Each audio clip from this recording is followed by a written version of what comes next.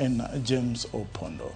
Ng'ato achiel owito ngimane okinyi ma kawuono ka joma moko abich to dhi mbele gi yudo thieth e kar thieth ma Molo sub county bang' nyamburko mating'o jowuoth mane oriko gi idho odonjo kuom tirela. Jariemb trela no olero ni nyamburko ariyogo ne ochomo Eldoret to kane gigik puodho ma Jolly Farm mantie Molo, nyamburko ma ting'o jowuoth mar kambi mar Sifaline ne temo kadho trela no, to kata kamano ne ochwe odonjo e tok trela no kelo masira makoch no. Bila magapaya no chopo e kar masira no kendo ywayo nyamburko no nyaka tesendo bida ma Molo. Ringre nyana manowito ngimane ne otere kano ringre ji ma otho ma Molo.